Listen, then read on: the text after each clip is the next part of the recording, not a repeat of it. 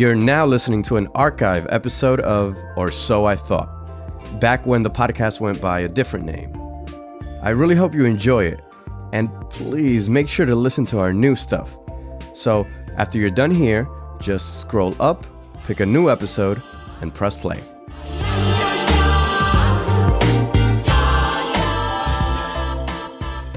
Last week, something happened that rarely happens to me.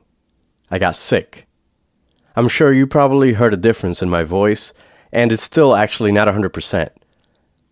I got carried away with work. The big dreams, the ambitions, the deadlines hit, and I forgot to take care of myself. Here's what I got reminded of, that in order for your goals to work, your body has to also. A broken body and broken health are toxic to your efforts. So this episode is a word of caution to all the overachievers out there just like me, and hopefully it helps put things back into perspective. In this episode, we'll talk about something that can be your biggest ally on your road to success, but it can easily also transform into your biggest enemy, and that's stress.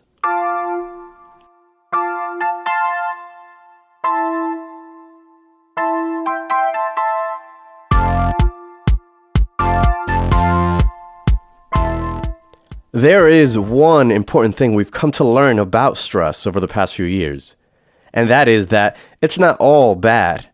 In Jane McGonigal's latest book, Upside of Stress, she cites a study that was done on housekeepers. And in the beginning of the study, the housekeepers believed that they were undergoing major stress that was bad for their bodies. When they were actually informed that this stress in the form of exercise is actually a good thing for their bodies, all of a sudden, their health changed.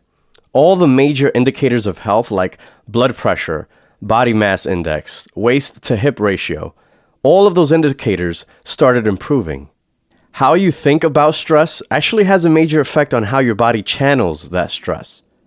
But you can't just think away all types of stress. Some of it has to be avoided. Today we'll focus on that type. The type of stress that has to be avoided, and we'll talk to an expert about what we can do to minimize it. That expert is Liz Josefsberg. I am a weight loss and behavior modification expert. I own my own consulting business and have been working in the weight loss industry for about 15 years in every capacity, from helping high-level VIPs and celebrities lose weight to creating corporate weight loss programs. Everything I do is based on behavior science meeting nutrition science. Liz was actually the personal trainer and coach who helped Jennifer Hudson make her transformation. And what I can tell you right now is the number one concern for employees and employers is not weight loss, it is stress. And stress is directly correlating to a person's BMI or their increased weight and their lack of health. So I think more than almost anything else right now, especially when I'm delivering my programs, I have a 10-week program, and about around week 4 or 5, I start talking about stress and sleep. And those weeks are the absolute most popular. When I survey my members, they're like, wow, if you could give me more on that. Because what they start to realize, so let's just take stress. A good example of stress for me is, a lot of people think being late is a very interesting behavior modification that results in stress, right? So if you are consistently late, and just think about it with me for a second, imagine that you are going to an interview and you are running 15 minutes late. What happens physiologically is that you get an adrenaline rush. And the adrenaline, kind of like if you think of a puma, right? Who is going to fight or flight, and he's going to run 70 miles an hour for 20 meters. His body goes in and grabs from his fat stores some energy to immediately release it into that adrenaline rush. So that happens for us when we're in one of these stressful situations. We get this rush of adrenaline, we grab fat from our fat stores, and then our body begins to immediately tell us it releases this hormone called cortisol, which tells us you've got to replace that fat. And it starts telling us to go eat. And that cortisol release is not stopped until the stress level comes down completely. So what I've seen in these corporate situations or these work situations or being a consultant and having stresses is that we have that cortisol release going on and we don't ever stop it. So as long as it's going, we're being driven to eat. So here are Liz's recommendations. So the thing that I'm finding to be most impactful is to start to really think about your stress levels and address them with everything from, meditation to exercise, breathing exercises, getting out. People create these horrible habits around their work lives, especially in these days of a lot of pressure, they've started their day off with a big bowl of stress by being a little bit late for work. Now they've got all these hormones surging through their body. They're late for work. They believe, I won't take lunch. They don't take lunch. They get over hungry. They overeat. They continue the stress because now they're overeating.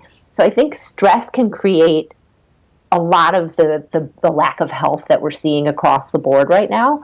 So addressing that first, addressing the behaviors that are stressing you out, right?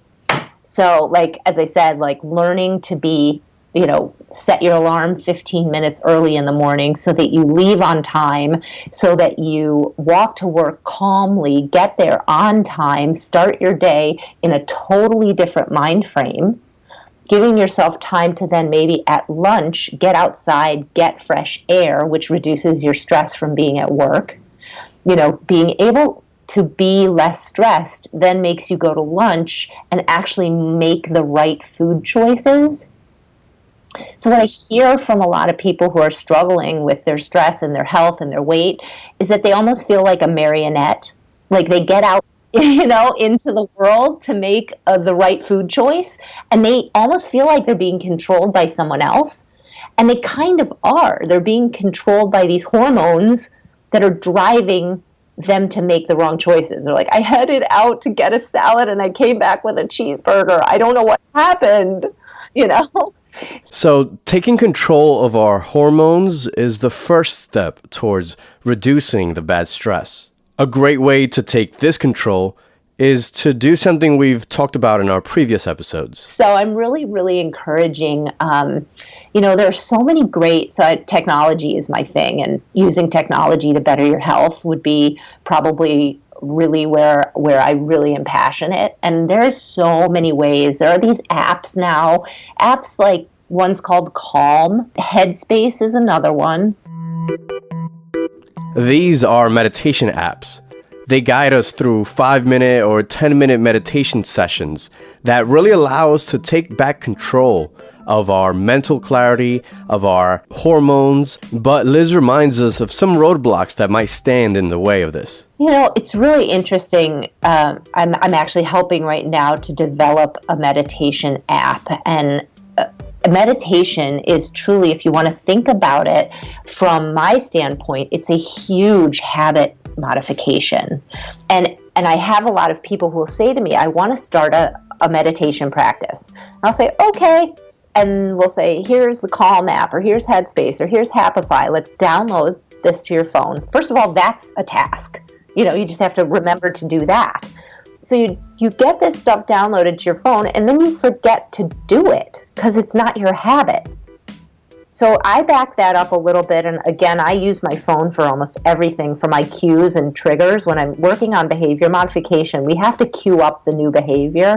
So I'll set an alarm on my phone for, or I'll attach the habit to an already existing habit, right? So I'll set an alarm on my phone at a period of time that I know would be good for me to meditate, like maybe right after I drop my kids at school is a perfect time. It's finally quiet. I have a few minutes. It's before 9, so I'm not on calls. So I set an alarm just to remind myself to do it. Otherwise, I walk in the door and I start doing dishes. I start feeding the dog, So first of all, remember that you're going to have to cue yourself to do this. And a lot of the good apps now are starting to help you set reminders or use push notifications to remind you. Habits.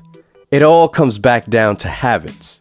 And if you're going to build new, better habits, then you're going to have to cue them up or trigger them with other existing habits. So I'm really trying to set you guys up for your best selves. And that's going to really involve investigating, some of your habits and how they're affecting you. The majority of things that I end up working on people in terms of their health and their wellness, especially in the corporate world, they come in wanting me to tell them what to eat. But that's really just like the crust layer, right? Like I can hand anybody a meal plan, but what they don't understand is behind that meal plan, just to implement that meal plan alone, there would be like 55 habits they'd have to change. You know what I mean? They'd have to get to the grocery store. They'd have to start cooking. They'd have to get Tupperware. They'd have to do this. They haven't even thought about all that, but they're just like, no, just tell me what to eat. And I'm going, but you know what to eat. It's these other behaviors that are driving you. Take a step back.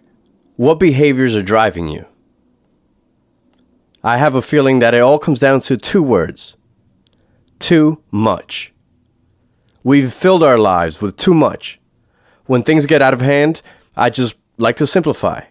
I like to take the power back by eliminating all the unnecessary things.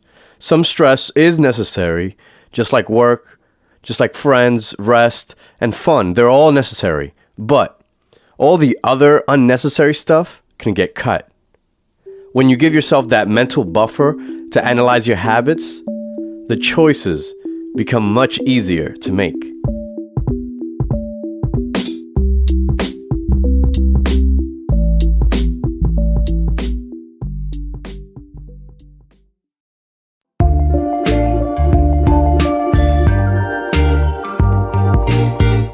Go check out Liz and all the great work that she does. So you can find me at lizjosefsberg.com, and I will warn you on the spelling for that one. Josefsberg is Jos like Sam, E-F like Frank, S like Sam, B-E-R-G. It's a little funky, so watch out for that. So yeah, lizjosefsberg.com. Wits About You is supported by FreshBooks. Here's the thing. I can spend hours and hours producing podcasts, but when it comes to invoicing, I can't bear to do it for more than a minute. With FreshBooks, it only takes me 30 seconds to create a professional-looking invoice, so I can get back to doing what I love to do, podcasting. FreshBooks even gives your clients tons of ways to pay online by card, so no waiting for the proverbial check in the mail. Go to freshbooks.com/wits to get a free 30-day trial. That's freshbooks.com/WITS, and write Wits About You in the How Did You Hear About Us section. You've been listening to Wits About You. You can learn more about us at witsaboutyou.com. My name is Alex Cespedes. Thanks for listening.